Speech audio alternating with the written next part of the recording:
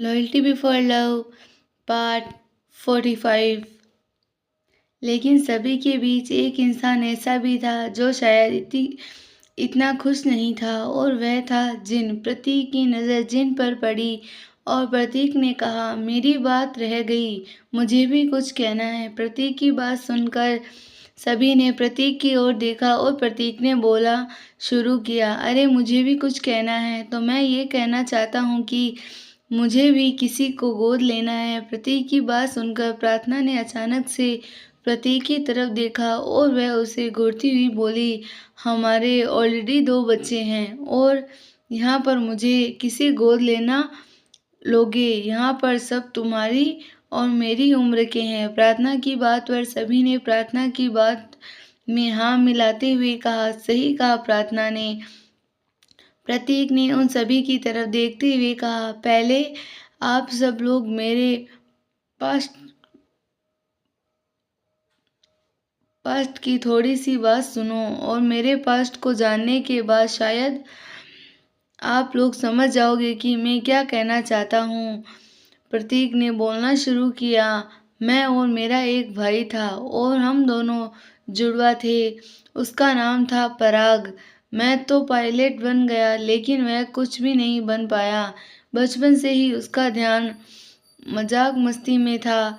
मेरा पायलट बनने के बाद उसे ऐसा लगने लगा जैसे कि वह मेरे सामने कुछ नहीं है। वह अपने आप को मुझसे कम महसूस करने लगा। वह मुझसे कुछ बहुत ज़्यादा बड़ा करना चाहता था, और एक दिन वह घर छोड़कर चला गया, और सिर्फ घर नहीं बल्कि उस देश भी छोड़कर दिया। कुछ साल तक ना ही हमारे पास उसका कोई मैसेज आया और ना ही कोई लेटर। हमने उसका कुछ अता पता भी नहीं था। मॉम डैड रोज़ उसे याद करके दुख हो जाते थे। उसे ढूंढने के लिए मैंने पुलिस कंप्लेन भी करवाई थी, लेकिन वह देश छोड़ चुका था। कुछ साल तक कुछ भी ना पता चलने के बाद हम सब ने हिम्मत छोड़ दी थी, और फिर एक दिन जब मॉम और डैड घर से बाहर गए तो तब मेरे पास एक लेटर आया। वह मेरे भाई का था। उस लेटर में उसका लिखा हुआ प्रतीक में हमारे अपने आप को मुझसे कम समझा था। तू पायलट बन गया है, लेकिन मैं कुछ ना बन पाया, इसीलिए मुझे मुझसे जलन होने लगी, और फिर मैंने घर छोड़ दिया है, और घर नहीं बल्कि देश भी छोड़ दिया है। शायद मेरी ज़िंदगी की सबसे बड़ी गलती यही थी। मुझसे बड़ा करने की इच्छा ने मुझे पागल कर दिया है। मेरा नज़रों में एक ऐसा पर्दा गिर गया है जिससे कि वह सही और गलत के बीच का फ़र्क भूल गया है, और मैं गलत राह पर चल पड़ा। लेकिन मुझसे कुछ बड़ा करने की चाह में इतना पागल हो चुका था कि मैं उस वक्त मुझे समझ नहीं आ पाया कि इस रास्ते पर चल रहा हूँ वह रास्ता बहुत गलत है, और जब तक मुझे ये बात समझ में आई तब तक मैं बहुत दूर जा चुकी। मेरे कारण मैं न जाने कितनी लड़कियों और लड़कों की ज़िंदगी बर्बाद हो गई है। कितने ही बच्चे अपने परिवार और अपने देश से चले गए। मुझसे बहुत बड़ी गलती हो गई है। यह आखिर लेटर मैं तुम्हें लिख रहा हूँ, क्योंकि इतनी बड़ी गलती करने के बाद मम्मी पापा को लेटर लिखने की मेरी हिम्मत नहीं थी। यह मेरा आखिरी गुड बाय है तुम्हें, और प्लीज़ इस बारे में मॉम डैड को मत बताना। मैं नहीं चाहता कि उन्हें इस बारे में कुछ भी पता चले, और माँ जो मुझसे इतना प्यार करती है उन्हें अब यह सोचकर भी शर्म आएगी कि उनका बेटा गलत राह पर चल पड़ा है। शायद जब तक तुम्हें यह लेटर मिलेगा तब तक मैं इस दुनिया में ना रहूं। तो प्लीज़ मुझे माफ़ कर देना और मुझसे कभी नफ़रत मत करना। मैं तुमसे बहुत प्यार करता हूँ मेरे भाई, लेकिन जलन में मेरा कभी पता नहीं पाया। Good bye. अपना और मम्मी पापा का ख्याल रखना, पेरेंट्स। ये बात हुई। प्रतीक की आंखों में आंसू आ गए। प्रतीक ने अपने आंसू छिपाकर कहा, इस बारे में मैंने मॉम और डैड को से कभी भी बताया नहीं। वह दोनों अपने एक बेटे का इंतज़ार करते करते एक दिन इस दुनिया से चले गए, और अब वह पर आती हूँ। मैं बस सब कहना चाहता हूँ कि मैं जिन को अपने भाई बनाना चाहता हूँ, तो मैं जिन को अपना भाई के रूप में गोद लेना चाहता हूँ। जिन ने जैसे ही प्रतीक की बात सुनी, जिन की आंखों में आंसू भर गए। जिन अपनी जगह से खड़ा हुआ और उसने जाकर प्रतीक को गले लगा लिया। कुछ देर बाद जब दोनों एक दूसरे से दूर हुए तो प्रतीक ने जिन की तरफ देखते हुए कहा, क्या तुम तैयार हो? जिन ने अपने आंसू साफ करते हुए कहा, मैं बिल्कुल तैयार हूँ, मुझे कोई दिक्कत नहीं। आखिर भाई के रूप में पिता का प्यार और भाभी के रूप में माँ का दुलार मुझे दोबारा मिलेगा। इससे बड़ी खुशी की बात मेरे लिए क्यों नहीं। अब मैं यहाँ पर हर शख्स की खुशी पूरी थी। जब किसी को भी कुछ भी बात खुद दुखी था, सभी के चेहरे पर एक अलग सी खुशी, एक अलग सा सुकून था। जैसे मानो अब तो इस परिवार में सच में कोई कमी नहीं थी। तभी बहुत ज़्यादा खुशी है। कभी मैं मिशन कंप्लीट हो गया। जयंत को अपनी गलती सुधारने का मौका मिला। अब जयंत अपनी गलती सुधारने की कोशिश कर रहा था। जैक और क्रिस मॉम डैड की मौत का बदला पूरा हुआ। जैक और क्रिस दोबारा एक हो गए। चीफ को भी अपनी बीवी और अपनी बेटी मिल गई और साथ में बोनस पर 3 बेटे और मिल गए। ईशानी को भी सही सलामत बचा लिया गया और वापस भारत आ गए। रॉबर्ट, टॉम, लूकस, केविन, वंश, आर्यन का भी परिवार मिल गया और सभी लड़कियों को जिंदगी भी सुधर गई। सभी को अपना अपना लाइफ पार्टनर भी मिल गया। इतना सब खुशी के बीच में हर तरह खुशी का मौसम है। जब हवाओं में भी खुशी का एहसास है। किसी के मन में कोई दुख ना, कोई चिंता। सभी के चेहरे पर एक अलग सी खुशी का एक अलग सा सुकून है। उस बीच में जैक की नज़र जूलियट के चेहरे पर पड़ी। जूलियट के चेहरे पर देखकर जैक के मन ही मन में कहा, क्या अब ऐसा करना ठीक होगा? अब तो मैं माइंड पढ़ सकता हूँ। किसी को क्या पता चलेगा कि मैंने इसका दिमाग पढ़ लिया है। जब तक मिशन पर था तब तक मैंने ऐसा कुछ नहीं किया। मैं चाहता तो मिशन पर भी इसका दिमाग पढ़ सकता था, लेकिन मैंने ऐसा नहीं किया क्योंकि हम लोग मिशन पर थे और जब तक मिशन पर हैं तो सिर्फ मिशन पर हैं। तो अब मैं पढ़ ही लेता हूँ, मुझे भी तो पता चले कि ये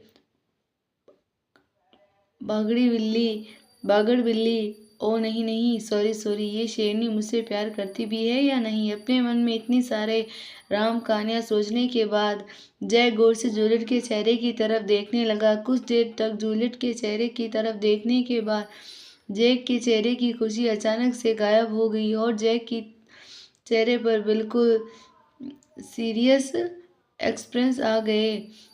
जैक ने अपने मन में ही सोचा, इस बात के बारे में तो मैं भूल ही गया था। आखिर यह तो एक गंभीर मामला है और इतनी सब खुशियों के बीच भगवान ने एक इतनी बड़ी मुसीबत बोनस में भेज दी। यह सब में बहुत गंभीर मामला है। क्या ये कोई बड़ी मुसीबत का पैगाम था? क्या ये बड़ी मुसीबत की शुरुआत थी? क्या इस बारे में मुझे जूलियट से बात करनी चाहिए? ये खुद भी तो इस बारे में सोच रही है। अगर मुझसे इस बारे में डिस्कस करेगी तो शायद इसके मन का बोझ हल्का हो जाएगा, या फिर मुझे इस बारे में डायरेक्ट चीफ से बात करनी चाहिए। इधर जूलियट ने अपने मन ही मन में सभी इतने खुश थे, तभी उसके चेहरे पर एक अलग सी खुशी है। क्या इस वक्त इन सभी को इस बारे में बताना ठीक होगा? कभी कभी तो सभी की जिंदगी में खुशी आने की शुरुआत हुई थी। भोलेनाथ, क्या चाहते हैं आप? खुशियों के साथ फ्री बोनस में खतरा भेजना आपको ज़रूरी होता है क्या? लगभग 1 साल, हाँ पूरे 1 साल बाद सभी इतने खुश हैं, तो मुझे नहीं लगता कि इन सभी को इस बारे में बताना ठीक होगा। क्या मुझे इस बारे में डैड से बात करनी चाहिए? जूलियट अपने मन में यह सब सोच रही थी कि तभी चीफ ने अचानक से कहा, अरे एक मिनट भाई, मेरी बात सुनो। जैसा कि हम सब इतनी देर से बात कर रहे हैं, हम सभी ने यह तो तय कर लिया कि हम तुम लोगों को गोद लेंगे।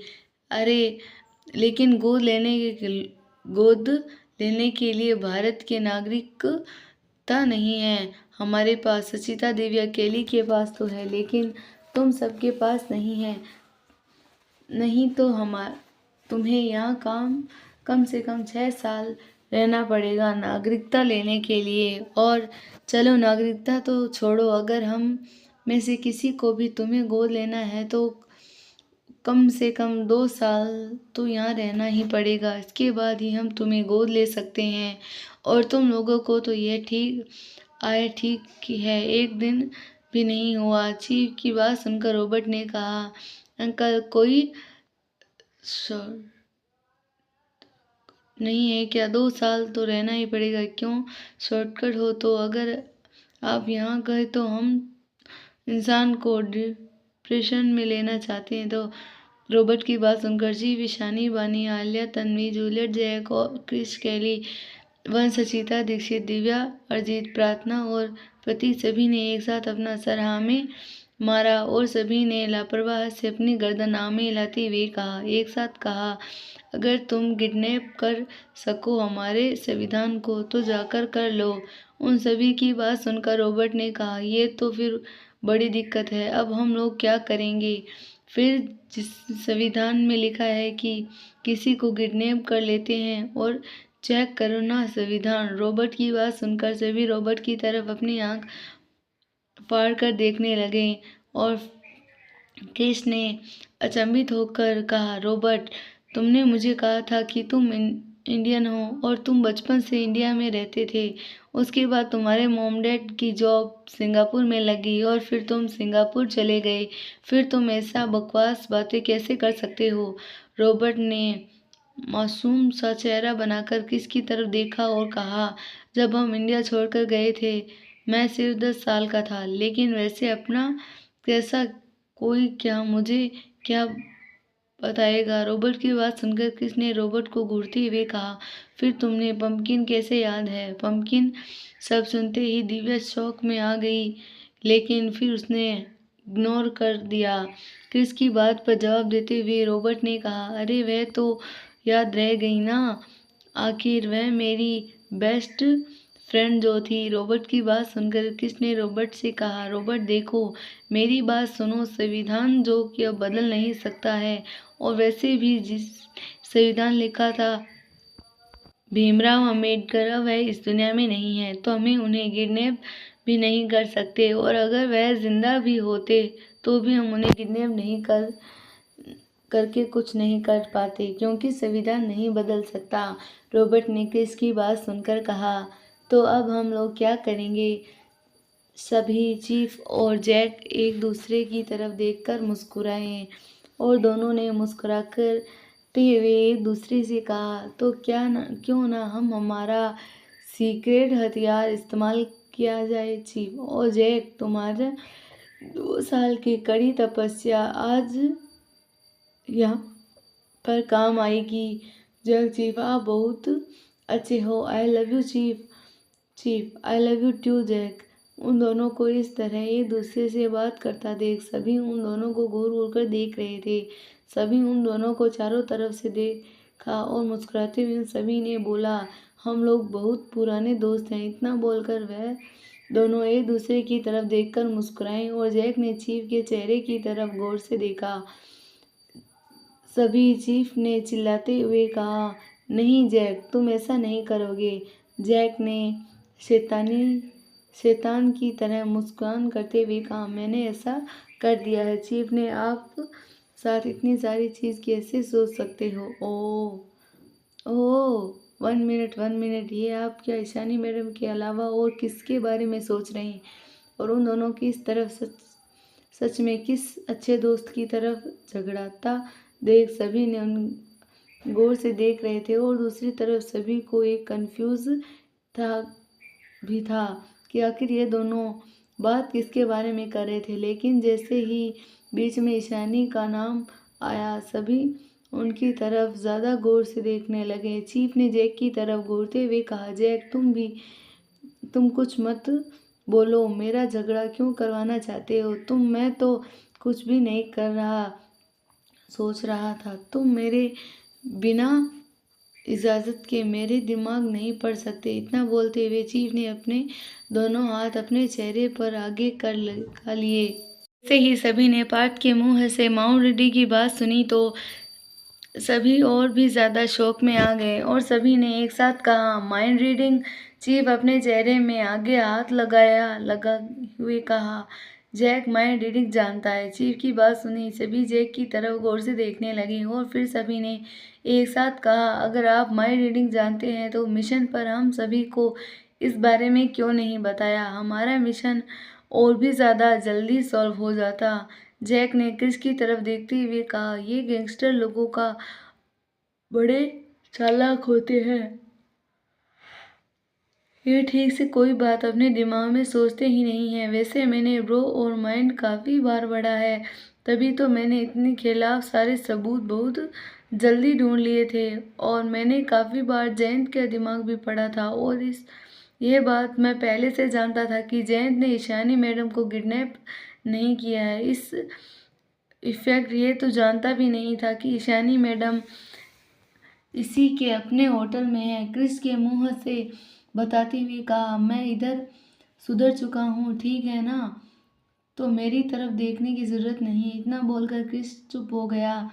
जय कुछ सेकंड क्रिस की तरफ गौर से देखा और फिर मुस्कुराते हुए बोला, अरे वो आपको ऑकवर्ड फील करने की ज़रूरत नहीं है। केली जी आपके बारे में सब पहले से ही जानती है। अब वह आपसे नफरत नहीं करेगी, बल्कि वह तो आपसे प्यार करती है। जैक की बात सुनकर केली शर्माने लगी और क्रिस ने झट से अपने दोनों हाथ अपने चेहरे पर लगा लिए और फिर बोली, तुम मेरे बिना इजाज़त के मेरा दिमाग नहीं पढ़ सकते। जब जूलियट ने इस बात पर गौर किया कि जैक सिर्फ कुछ सेकंड चेहरे की तरफ देखकर ही दिमाग पढ़ लेता है, तो उसकी आंखें फटी की फटी रह गई और फिर वह अपने आप को मन में ही बोलती, तो कहीं इससे पता तो नहीं चल गया कि मैं भी इसे पसंद करती हूँ। इसने मेरा दिमाग ज़रूर पढ़ा होगा मिशन पर। तभी जैक ने धीरे से उसके कान में कहा, तुम चिंता मत करो, मैं तुम्हारा माइंड नहीं पढ़ता हूँ, लेकिन हाँ गलती से कुछ देर पहले पढ़ लिया था और कुछ तुमसे बात करनी है उस खतरे के बारे में। मुझे ऐसा लगता है कि तुम हमें सभी उस बारे में किसी को कुछ नहीं बताना चाहिए। अगर आपको हमारी स्टोरी पसंद आई तो स्टोरी को लाइक शेयर, चैनल को सब्सक्राइब करना ना भूलें, कमेंट जरूर करें। धन्यवाद।